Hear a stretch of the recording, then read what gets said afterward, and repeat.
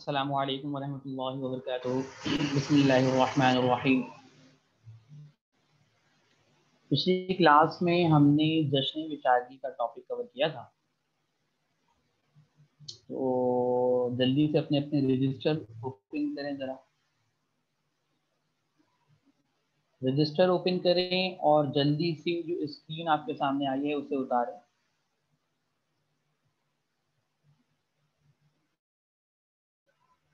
Screen जो आपके सामने आई है उसे उतारें। बाकी तमाम तालिबे इल्म आहिस्ता आहिस्ता आ रहे हैं। जब तक वो ज्वाइंट होते हैं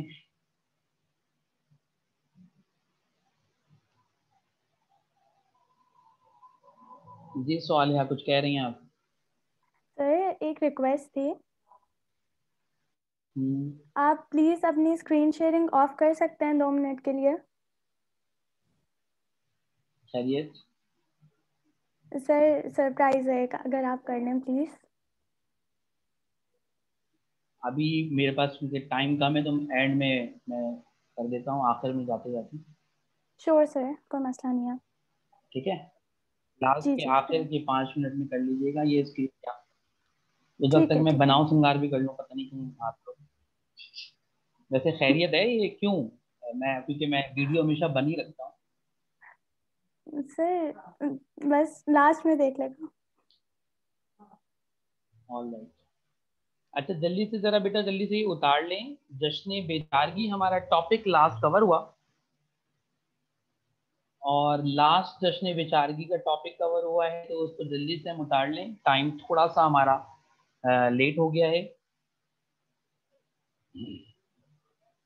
और उतार लें तो हैंड रेस कर लीजिएगा ताकि मुझे पता चल जाए कि आपने उतार लिया है, फिर मैं आगे लिखवाना शुरू करूँ।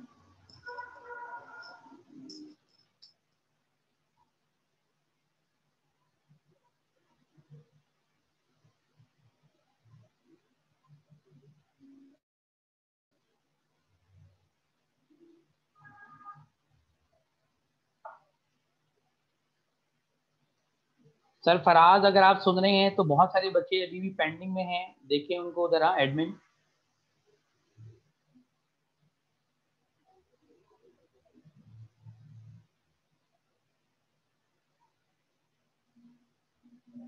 जी सकीना बेटा, अच्छा हो गया, आप लोगों ने हैंड रेज इसलिए कर रहे हैं, सही सही सही, फाइन।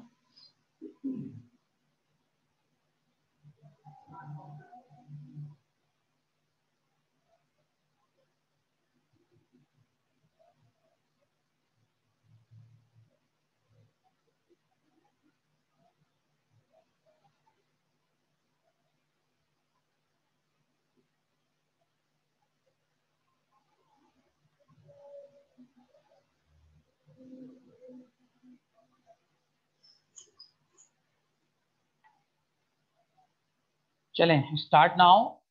अब हम लिखना शुरू करेंगे। एहसान दानिश उर्दू जुबान व अदब में, उर्दू जुबान व अदब में एहसान दानिश का शुमार, उर्दू जुबान व अदब में एहसान दानिश का शुमार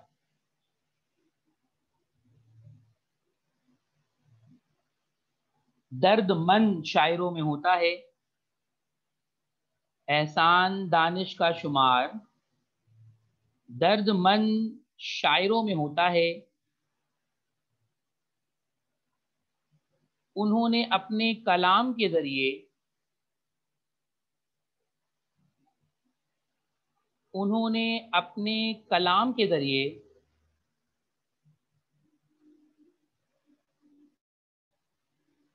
मजदूर तबके की तर्जुमानी की। उन्होंने अपने कलाम के जरिए मजदूर तबके की तर्जुमानी की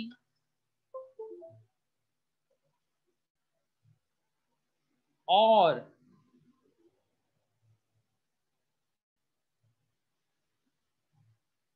गरीबों के गरीबों की, बल्कि गरीबों की,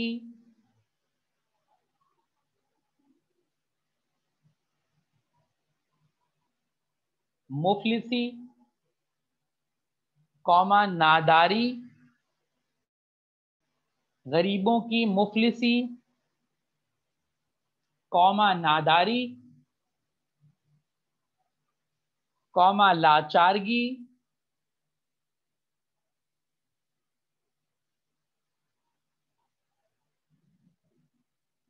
लाचारगी, कौमा बेबसी और मजबूरी। मुफलिसी, कौमा नादारी, कौमा लाचारगी, कौमा बेबसी और मजबूरी को भी मौजू बनाया, मजबूरी को भी मौजू बनाया, जिसकी बदौलत उन्हें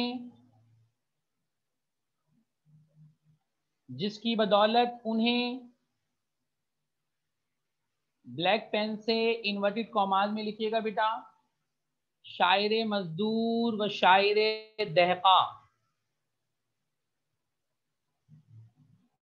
जिसकी बदौलत उन्हें शायरे मजदूर व शायरे दहका, इन्वर्टेड कॉमास क्लोज, कहा जाता है। शायरे मजदूर व शायरे दहका, इन्वर्टेड कॉमास क्लोज, कहा जाता है। एहसान दानिश खुद भी एक मजदूर थे, एहसान दानिश खुद भी एक मजदूर थे, इसलिए उनकी कलाम में, एहसान दानिश खुद भी एक मजदूर थे, इसलिए उनके कलाम में, ब्लैक से इन्वर्टेड कॉमास में भी लिख सकते हैं आप, हकीकत पसंदी, कौमा सच्चाई और पाकीज़गी।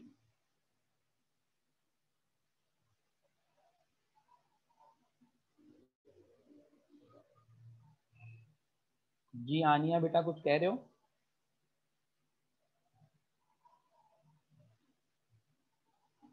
एहसान दानिश खुद भी एक मजदूर थे, इसलिए उनके कलाम में हकीकत पसंदी, कौमा सच्चाई और पाकीज़गी नुमायां नजर आती है।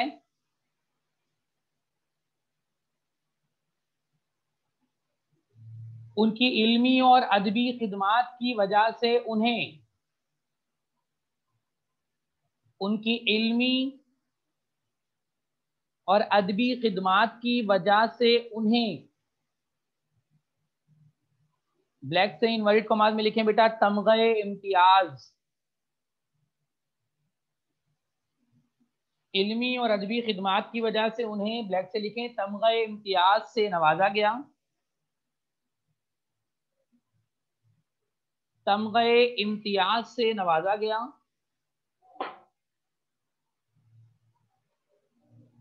उन्होंने अपनी सवाने उम्री,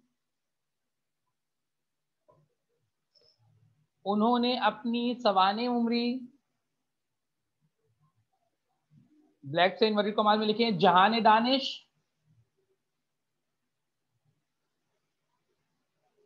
उन्होंने अपनी सवाने उम्री, ब्लैक से लिखें, जहान दानिश, इन्वर्टेड कॉमा क्लोज, भी तहरीर की, जहान दानिश, इन्वर्टेड कॉमा क्लोज, भी तहरीर की।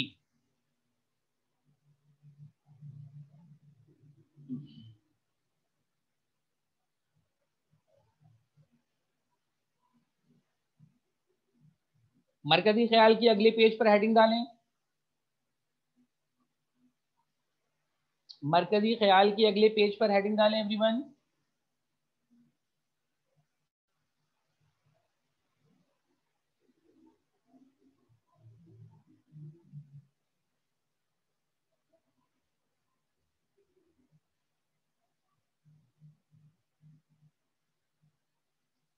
नोट्स में भी आप देख लीजिएगा और आपके सामने भी स्क्रीन आ जाएगी, अभी मरकजी ख्याल की स्क्रीनशॉट ले लें। मरकजी ख्याल शुरू करेंगे। हाय वो क्यों कर जी बहलाए, गम भी जिसको रास ना आए। नज़म का मरकजी ख्याल यह है कि मजदूर की दर्द भरी जिंदगी उनके लिए कोई खुशी नहीं लाती, बल्कि खुशी का मौका उसके दुख, उदासी और बेचारगी में मजीद इजाफे का बायस बनती है। ये हमारे माशरे का मजदूर है, इसकी औलाद इसकी बेचारगी को लेकर जवान होती है। फिर मजदूर की बेटी की शादी भी एक मजदूरी से होती है। वो या जगह बदल जाती है, बेचारगी वहीं रहती है। शादी का घर किसी मातम कदे का मंजर सामने लाता है। शादी की कोई कैफियत दूल्हा और दुल्हन के पास नहीं है। बूढ़ा बाप अपनी जिंदगी भर के अरमानों को चंद दुआओं और नसीहतों में कफनाकर अपने दामाद से कहता है, और ये आपने ब्लैक पेन से इनवर्टेड कमाल में लिखना है जो हाईलाइट किया है मैंने। जाने पिदर मेरी सारी जिंदगी कमाई अब तेरे हवाले है, मेरी लाडली चाहिए थी बेपैकर इफ़्फ़त फानूस से हया, मुहज्जब शाइस्ता साबिर शाकिर और वफादार बेटी अब रहमत बनकर तेरे घर को आबाद करेगी। इसके बाद फिर आप दूसरे हिस्से की तरफ आ जाएंगे बेटा। दूसरा हिस्सा यहां से शुरू होगा, इसका भी स्क्रीनशॉट ले लें। दौलतमंद साहिब इज्जत अमीर और कबीर अपनी बेटी को शाहाना जहेज देता है। रोशनियों, आतिशबाजी, बैंड बाजों, मुबारकबादों और शाहाना दावतों और ज़ियाफतों के रौनक मुस्कुराते रक्स करते हुए लम्हात में विदा करता है। जबकि गरीब व नादार मुफलिस अपने इंसान शाम के अंधेरे में मैले कपड़ों में बेसरो समानी की हालत में मायूसी, महरूमी, नदामत और शर्मिंदगी के एहसास के साथ रुखसत करता है। इस माहौल में चारों तरफ गमों के दाग होते हैं, हसरतों के जनाजे होते हैं, अरमानों के बिखरने की आवाज़ें होती हैं, अफसरदगी और चीखें होती हैं, किस्मतों से फरियादें होती हैं, मगर इन सब क़यामत के लम्हों में इस आलम महशर में माँ बाप की दो पर दुआएं होती हैं कि इनकी अपनी बेटी ससुराल में जाकर खुश और खुर्रम जिंदगी गुजारे, और खुदा करे वो सब कुछ मुयसर आए जो अपने गुर्बत और अफलास की वजह से उसे वो ना दे सके। मजदूर बाद अपनी बेटी को कहता है, ये भी आप ब्लैक पेन से लिखेंगे, जाने पिदर तुम अब हमसे दूर जा रही है, इज्जत ही तेरी दौलत है, वफा ही तेरा सरमाया है, और तू बहादुर इज्जतदार मजदूर की बहादुर बेटी है। और फिर एहसान दानिश की ये लास्ट शेर, दिल तोड़ न देना कि खुदा साथ है बेटी, लाजिश मेरी दाढ़ी की तेरे हाथ है बेटी, लाजिश मेरी दाढ़ी की तेरे हाथ है बेटी। जिस दिन अगर आप लोगों ने लिख लिया हो तो हैंड रेज करके बता दें ताकि मुझे पता चल जाए कि सबने स्क्रीनशॉट ले लिया है। ऑल राइट, अब पेज नंबर आप लोग जरा ओपन कीजिएगा, नोट्स का पेज नंबर जल्दी से। मिर्जा असदुल्ला खान गालिब, इसे कंपाइल करवा रहा हूं। Mirza Asadullah Khan Ghalib, page number 94, page number 94।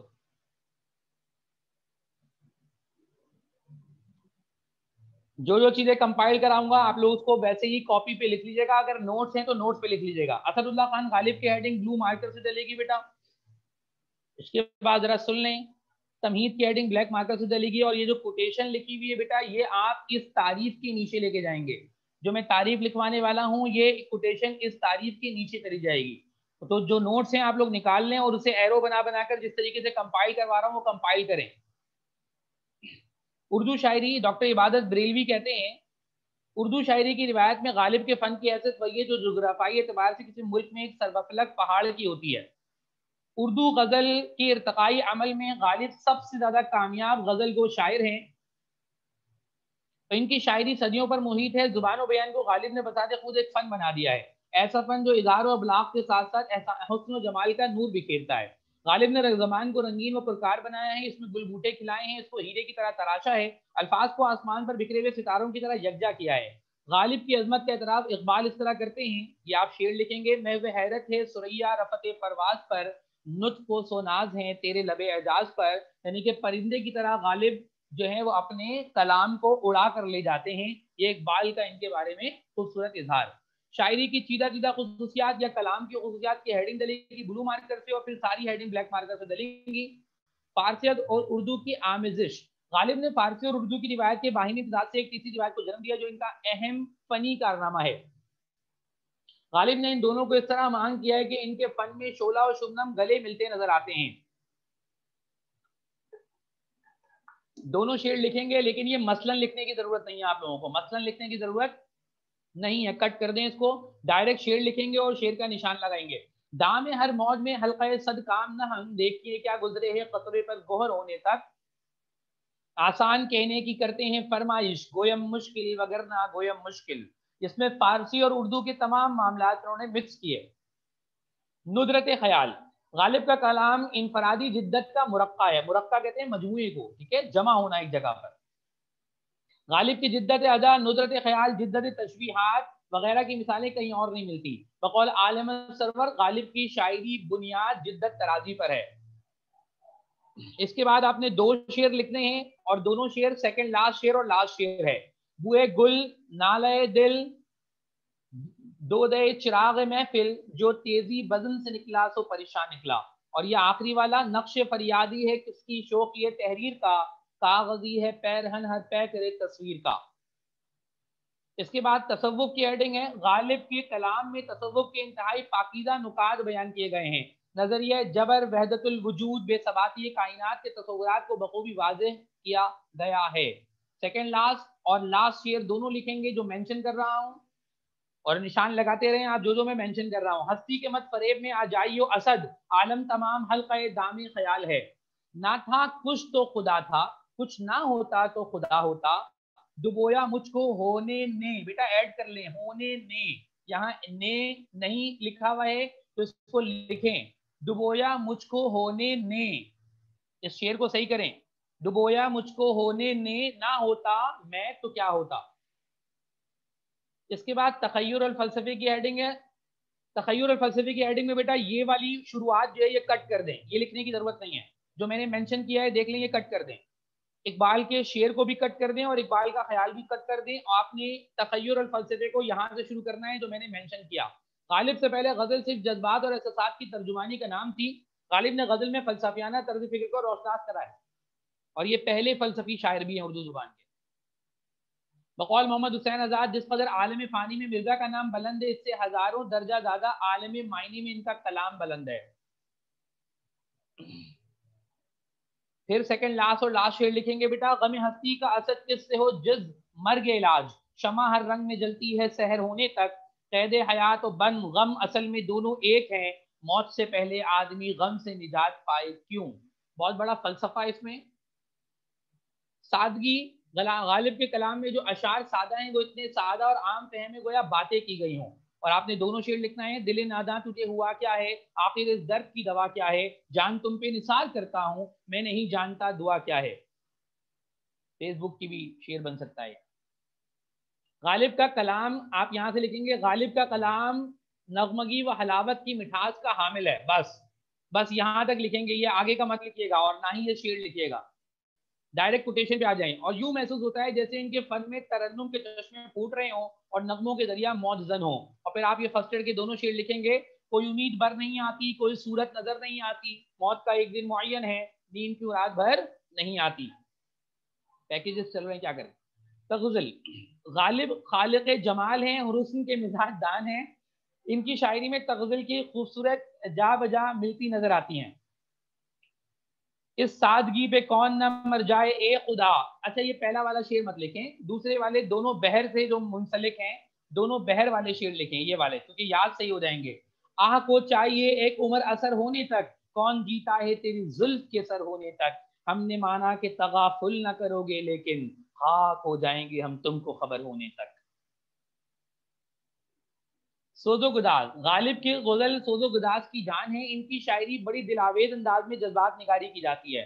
मोहब्बत की तड़प हो या फकत एक कर्म निहायत दिलदोज अंदाज में बयान किया गया है। बकौल आलिम सरवर, गालिब अपने दागों से सरो चिरागा की कैफियत पैदा कर देते हैं। मसलन पहला वाला शेर लिखेंगे, हाय नगमा हाय गम को भी ए दिल गनीमत जानिए, बेसदा हो जाएगा ये साज हस्ती एक दिन, हुए मर के भी हम जो रुए रसवा हुए क्यों ना घर के दरिया, ना कभी जनाजा उठता ना कहीं मजार होता। आपके पास चॉइस है, पहला वाला और लास्ट वाले शेर में से कोई भी एक शेर भी लिख सकते हैं आप यहां पर। खुददारी, अमूमन शायर आशिक को इतना पस्त बना देते हैं कि इनकी इज्जत नफ्स बरकरार नहीं रहती। गालिब के यहाँ आशिक की शान और खुददारी में कोई फर्क नहीं आता। मौलाना अब्दुल सलाम नदवी कहते हैं, गालिब ने मौजूदाना तौर पर एक ही शेर में माशूक की अलू मरतबत यानी कि उसका दर्जा के साथ फख्र और गुरूर का भी इजहार किया है, और इस तरह किया है कि आशिकाना इश्क व नियाज की शाइन कायम रहे। जो आपने मैट्रिक में याद किया होगा, हर एक बात पे कहते हो कि तू क्या है, तू ही कहो ये अंदाज गुफ्तगू क्या है। तो ये शेर भी इसमें शामिल किया जा सकता है आप, ठीक है बेटा। वरना पहला शेर, वफा कैसी कहाँ का इश्क जब सर फोड़ ना ठहरा, तो फिर ये संग दिल तेरा ही संग आस्था क्यों हो। दीर नहीं, दीर कहते हैं जहां हिंदू तालीम पाते हैं उस जगह को कहा जाता है दीर नहीं, हर्म नहीं, दर नहीं, आस्था नहीं, बैठे हैं राह गुजर पे हम गैर हमें उठाए क्यों। शोखी व जराफत, तंजो मजा यानी के गालिब के मिजाज की शौकी इनके अशार में रची बसी है। ये पहले उर्दू शायर हैं जिन्होंने उर्दू शायरी में जराफत को रोशनास कराया। बकौल हाली, मिर्जा की तबीयत में शौकी ऐसी भरी हुई थी जैसे सतार के तार में सुर भरे हुए होते हैं। और आप ये आखिरी वाला शेर लिखेंगे, उनके देखे से जो आ जाती है मुंह पे रौनक, वो समझते हैं कि बीमार का हाल अच्छा है। और 10वें शेर के बाद, इस वाली 10वीं हेडिंग के बाद आप लोगों ने क्या लिखना है वो मैं आपके सामने लेकर आ रहा हूं।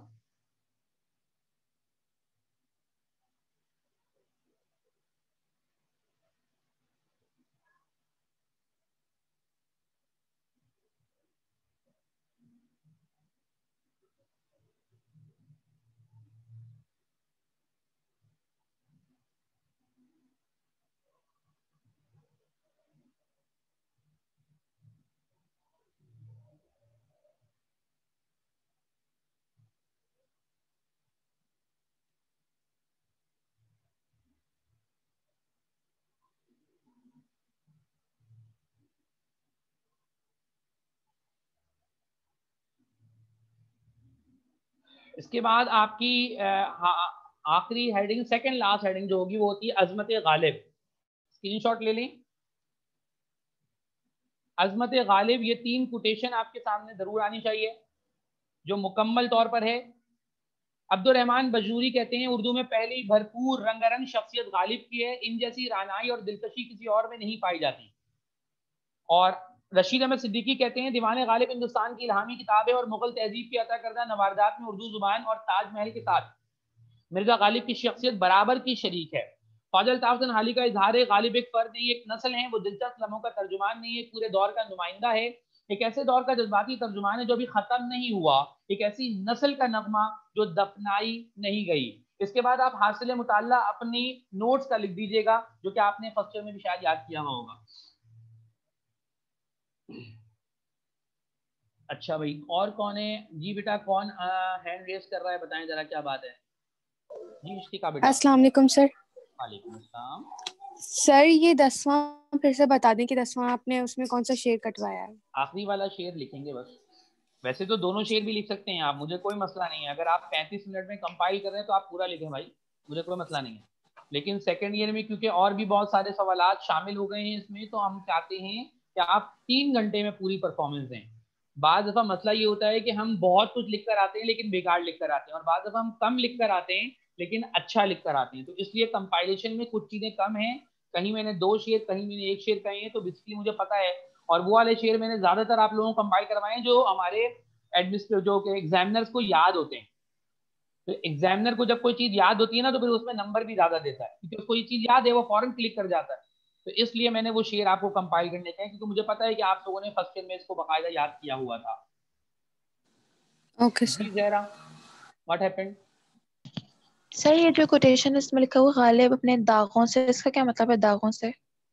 गालिब अपने दाग गम को कहते हैं ना, मैंने पिछली मतलब जश्न बेचारी ने भी बताया था, दिल के साथ या कोई भी लफ्ज इस्तेमाल होता है इस तरह का, तो गम, दर्द, दुख, तकलीफों का इजहार है। अच्छा ठीक है। जरतिशा, जरताशिया सॉरी। सर वो आपने तमहीद का क्या बताया था वो स्टार्टिंग में कि कोटेशन का कुछ समझ नहीं आता। वो कोटेशन जो पहली वाली थी ना, इबादत बरेलवी वाली, वो आप तारीफ के बाद लिखिएगा। इकबाल की शेर से पहले और तारीफ के बाद। तो शुरू में कभी भी इबादत बरेलवी का लफ्ज नहीं आना चाहिए। डायरेक्ट आप गालिब की तारीफ शुरू करेंगे, उसके बाद कोटेशन लिखेंगे, उसके बाद इकबाल का शेर लिखेंगे। ऑलराइट।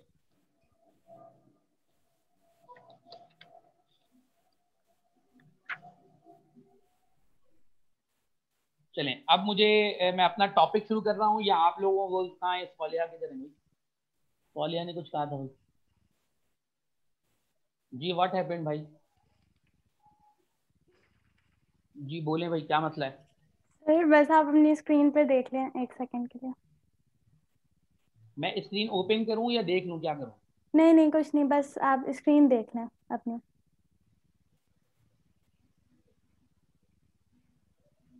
स्क्रीन देखूं मैं? अच्छा, मतलब आपको, आपके स्क्रीन को देखूं?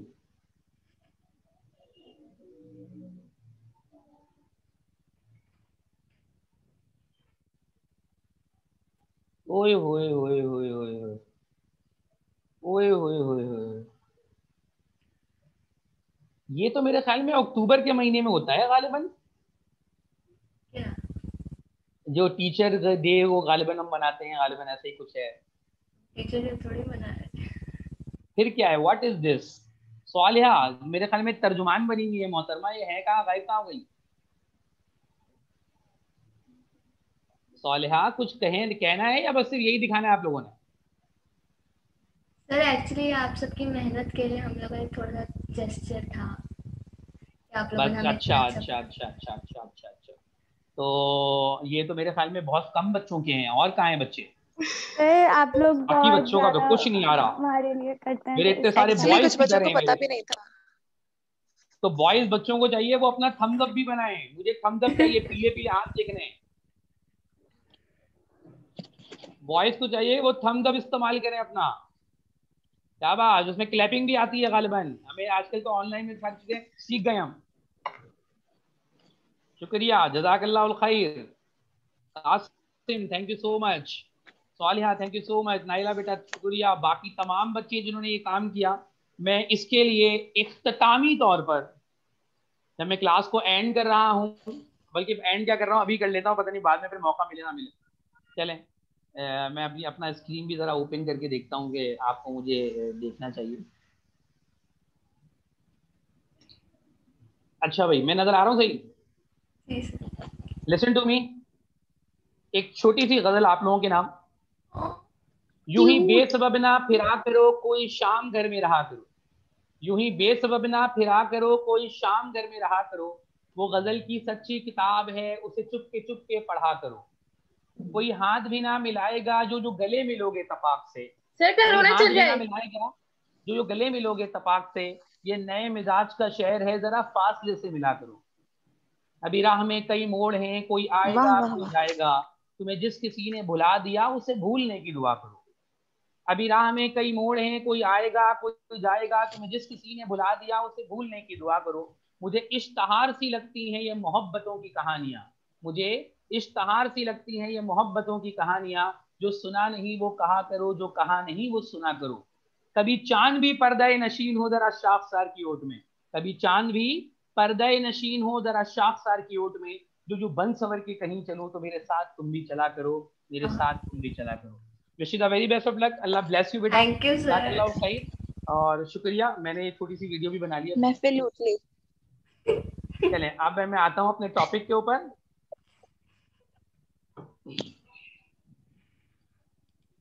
अच्छा, हमारा टॉपिक था, नया जो टॉपिक है वो मैं आपके सामने लेकर आ रहा हूँ, और मैं इसकी शुरुआत आज ही कर रहा हूँ क्योंकि अब क्योंकि टाइम हमारे पास शॉर्ट होता जा रहा है, फिर इसके बाद हम वापस चले जाएंगे गजल की तरफ।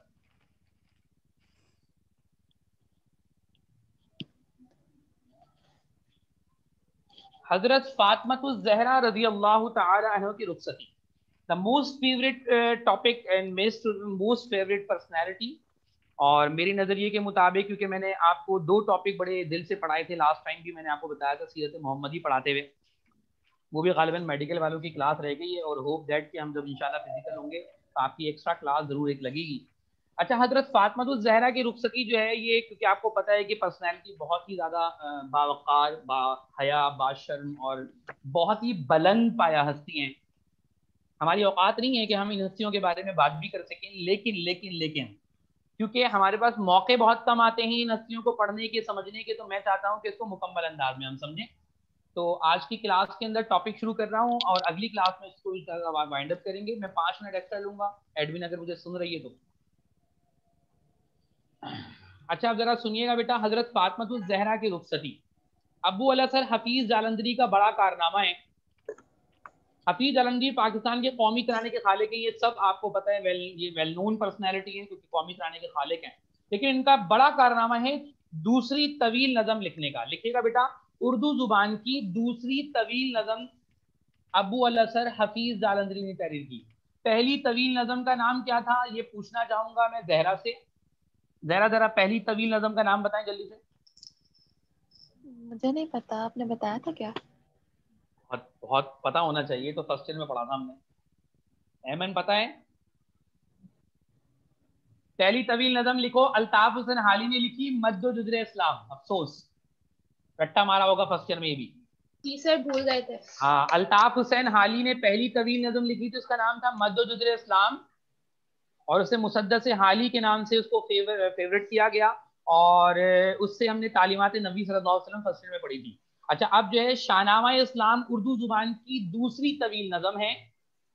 अबू अल असर इनकी कुनियत है, इनको खिताब दिया गया अबू अल असर का। हफीज जालंधरी इनका नाम है, जालंधर में ये पैदा हुए। और हमारी नज़म शाहनामा इस्लाम भी माखूज है इसी नज़म से, जो तवील नज़म है, जिसमें उन्होंने इस्लामी तारीख के अहम वाक़यात को खूबसूरती से पेश किया है। इनका लहजा नर्म, शगुफ्ता और शीरी है। इन्हें फिरदौसी इस्लाम भी कहा जाता है, ये भी बेटा लिख लीजिएगा, इन्हें फिरदौसी इस्लाम भी कहा जाता है। हफीज अपने इस्लामी जज्बे का इज़हार इस तरह फरमाते हैं, तमन्ना है कि इस दुनिया में कोई काम कर जाऊं, अगर कुछ हो सके तो खिदमत इस्लाम कर जाऊं। ये हफीज जालंधरी की शुरुआत आपके सामने, और नज़म के सिर्फ चंद पैगाम में पहले ही मिसरा बेहतर अंदाज में हो पाएगा।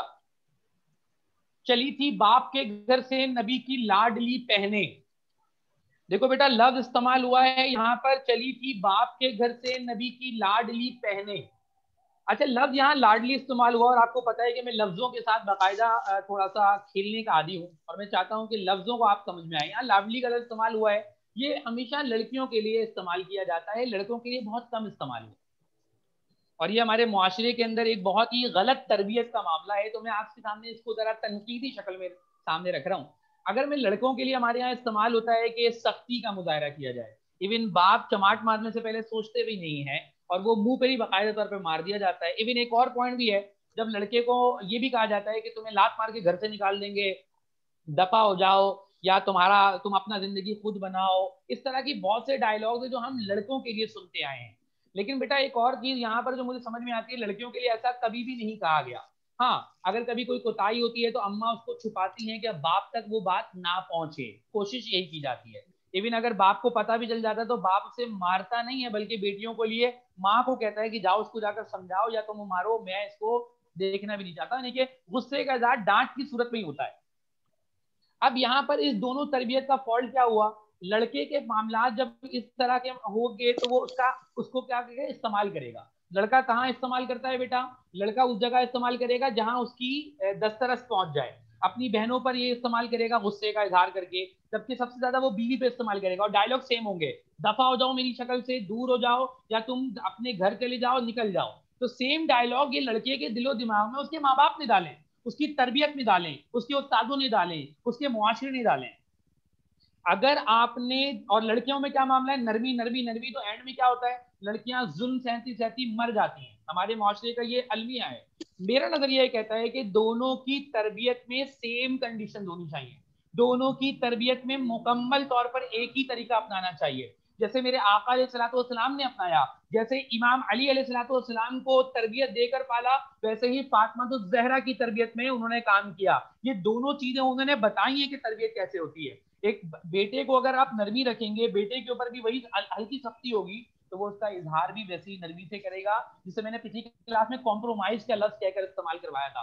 यानी कि लड़के के अंदर भी उतनी ही कॉम्प्रोमाइज करने की सलाहियत होनी चाहिए जितनी कि एक लड़की के अंदर पैदा की जाती है। तो दोनों तरफ से जब कॉम्प्रोमाइज होगी तो जिंदगी की गाड़ी बेहतर अंदाज में चल पाएगी। तो ये पहला जुमला था जो लाडली का लफ्ज इस्तेमाल करके मैंने तनकीद की है मुआशरे पर, और आपको चाहिए कि आप आने वाली नस्लों के लिए अपनी तरबियत के मामला को बेहतर रखें। वापस आए, चली थी बाप के घर से नबी की लाडली पहने। अब यहाँ पे लफ्ज इस्तेमाल हुआ है लाडली, अल्लाह के रसूल की बेटी के लिए। लाडली चहीती को कहा जाएगा, लाडली बेनतहा करीबी को कहा जाएगा, जिससे बेनतहा मोहब्बत की जाती है। और अल्लाह के रसूल सल्लल्लाहु अलैहि वसल्लम की सबसे ज्यादा मोहब्बत फातिमा ज़हरा को इसलिए भी मिली क्योंकि बाकी अल्लाह के रसूल की औलादें इस दुनिया से जल्दी चली गई, तो फातिमा ज़हरा के हिस्से में सब औलादों का प्यार आ गया। फिर वो लाजमी सी बात है, उनके मामला जो है वो बहुत हद तक अल्लाह के रसूल से अटैच भी रहे। अब अगला मिसरा पढ़िएगा, ये दोनों मिसरे करके मैं क्लास एंड करूंगा। हया की चादरें, लफ्ज क्या आया है? हया। लफ्ज समझिएगा बेटा, लफ्ज आया है हया, और मैं यहाँ पर इसको इस्तेमाल इसलिए भी करवा के आपके सामने रख रहा हूँ ताकि आप जिंदगी में कभी ना भूलें कि बेसिकली हया क्या थी। हमारे यहाँ हया के लफ्ज को भी औरत से मंसूब किया जाता है, जो कि इंतहाई गलत तरीका है इसको इस्तेमाल करने का, जबकि हया दोनों सूरतों में मौजूद है, मर्द के लिए भी उतनी ही है जितनी कि औरत के लिए मौजूद होनी चाहिए। अगर आपने किसी भी सूरत में इसको अलहदा-अलहदा कर दिया तो मामला खराब हो जाएंगे।